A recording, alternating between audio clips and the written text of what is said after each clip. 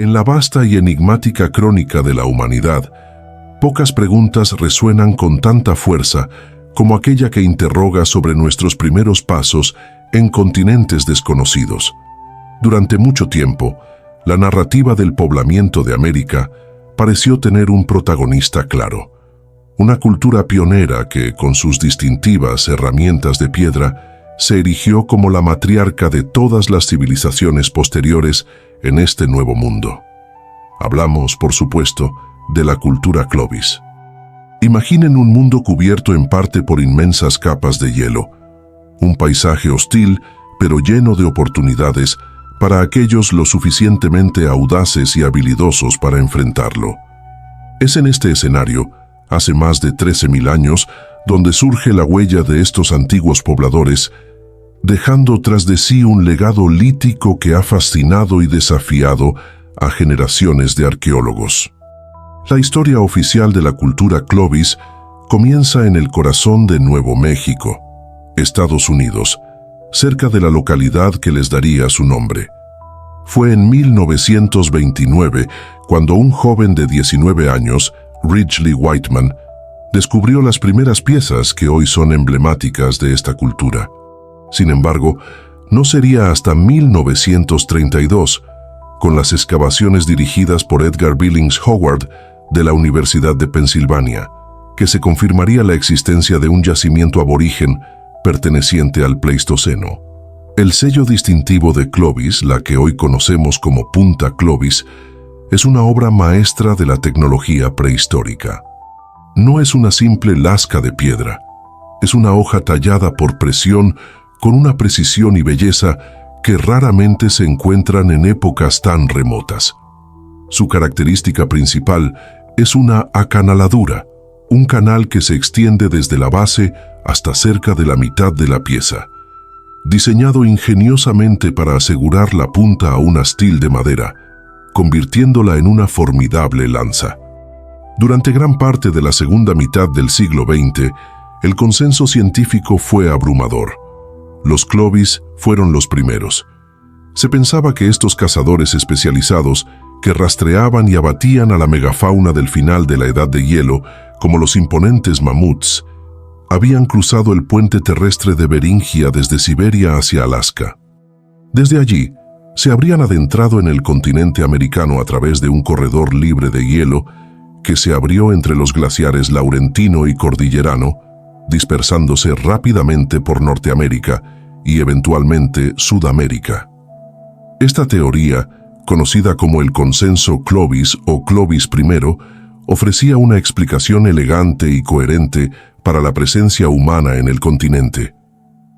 La datación por radiocarbono, inicialmente, situaba a la cultura Clovis en un periodo que oscilaba entre los 11.500 y los 10.900 años antes del presente. Sin embargo, la ciencia es un campo en constante evolución. Nuevas calibraciones y técnicas, como la dendrocronología y el estudio de corales, han refinado estas fechas, sugiriendo un rango quizás más ajustado y ligeramente más antiguo entre los 11.250 y los 10.600 años antes del presente, o incluso un lapso más breve, de apenas 200 años, hace unos 13.000 años calibrados. Este periodo coincide con los últimos estertores de la última glaciación, un tiempo de cambios ambientales dramáticos conocido como el Dryas reciente. La evidencia de su presencia no se limita a un solo sitio. Se han encontrado yacimientos Clovis dispersos por una amplia zona de los Estados Unidos, desde Montana hasta Arizona y Florida, e incluso se han localizado ejemplos en Sonora y otras partes de México, llegando tan al sur como Chile y Venezuela. Aunque estos últimos hallazgos sureños siempre han generado un debate más intenso sobre su verdadera filiación y cronología. La narrativa era sólida, las pruebas parecían contundentes, y la Punta Clovis se convirtió en el artefacto diagnóstico por excelencia para identificar a los primeros americanos. Pero, ¿qué sucede cuando empiezan a surgir anomalías, ecos de presencias aún más antiguas que desafían el paradigma establecido? la historia del poblamiento de América estaba lejos de haber escrito su capítulo final. El modelo Clovis I no solo definía quiénes fueron los primeros, sino también cómo y cuándo llegaron. La travesía por Beringia, seguida por la ruta del corredor libre de hielo al este de las montañas rocosas, se presentaba como la única vía factible para que los humanos penetraran en un continente helado. Este corredor, sin embargo, solo habría sido transitable durante periodos relativamente cortos, lo que imponía una ventana temporal estricta para la llegada de estos pioneros. La imagen era la de grupos pequeños de cazadores-recolectores, altamente móviles y adaptados a un entorno ártico o subártico, expandiéndose hacia el sur a medida que los glaciares retrocedían y se abrían nuevos territorios.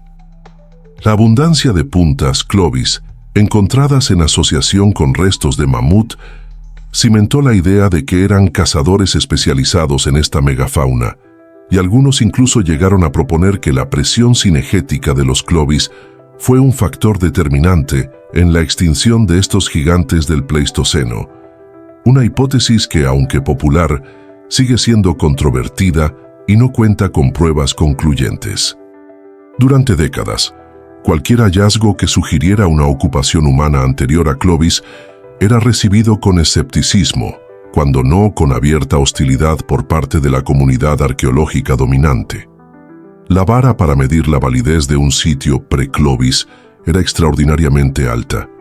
Se requerían artefactos humanos incuestionables, contextos geológicos sellados y dataciones radiocarbónicas impecables y repetidas.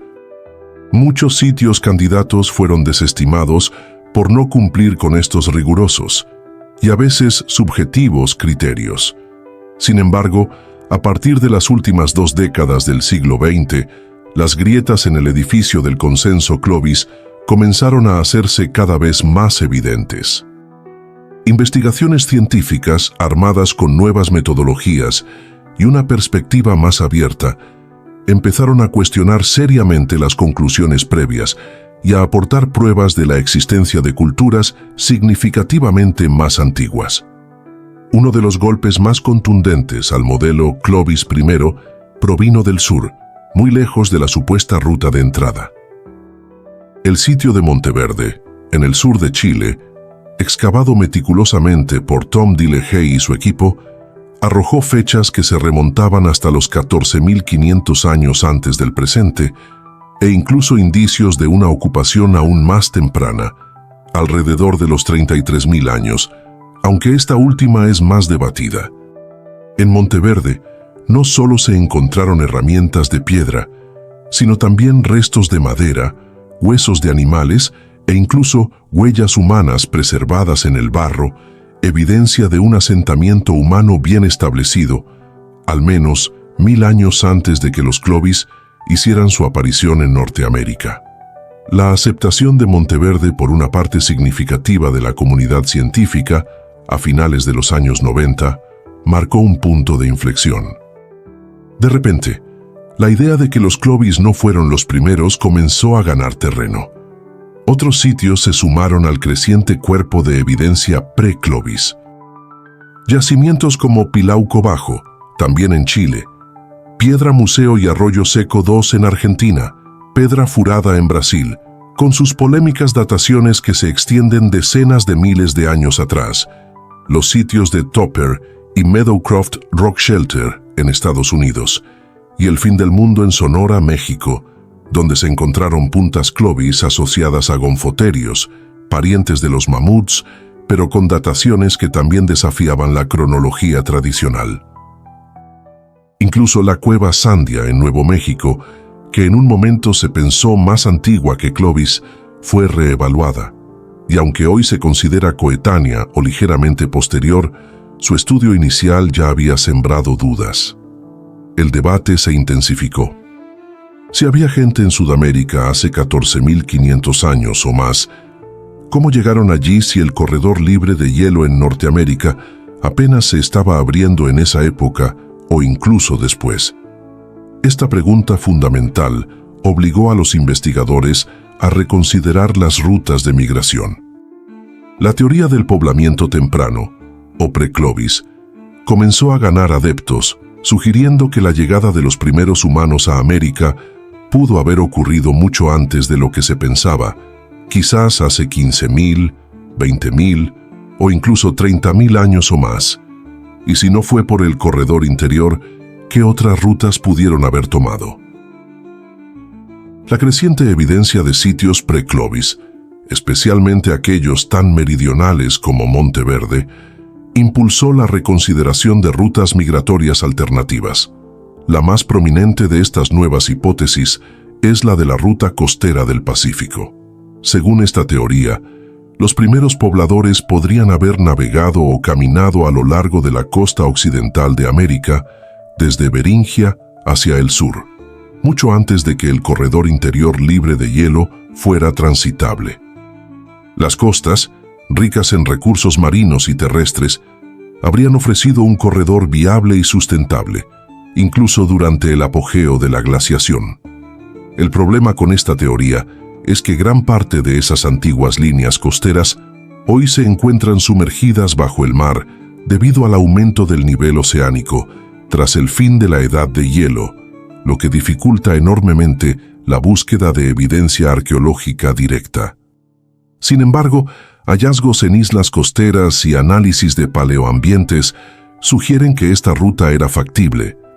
Además de la arqueología, la genética ha emergido como una herramienta poderosa para desentrañar los misterios del poblamiento americano. Los estudios del ADN mitocondrial y del cromosoma, y en poblaciones indígenas actuales y en restos humanos antiguos, han revelado una complejidad mucho mayor de la que se suponía. Estos estudios sugieren múltiples linajes fundadores y apuntan a una fecha de separación de las poblaciones asiáticas ancestrales que podría ser considerablemente anterior a Clovis, quizás entre hace 20.000 y 25.000 años. Si bien la genética no puede decirnos exactamente qué tipo de herramientas usaban estas personas, sí puede indicar cuándo y desde dónde pudieron haber llegado sus ancestros, ofreciendo un marco temporal y geográfico que a menudo concuerda mejor con los modelos pre-Clovis. Así, el panorama del poblamiento de América se ha transformado radicalmente. De una narrativa simple y lineal, centrada en una única cultura fundadora, hemos pasado a un modelo mucho más complejo y dinámico, con múltiples posibles oleadas migratorias, diversas rutas de entrada y una profundidad temporal que sigue expandiéndose a medida que se realizan nuevos descubrimientos. Ya no se trata de Clovis primero, sino de Clovis entre otros, y quizás ni siquiera entre los primeros.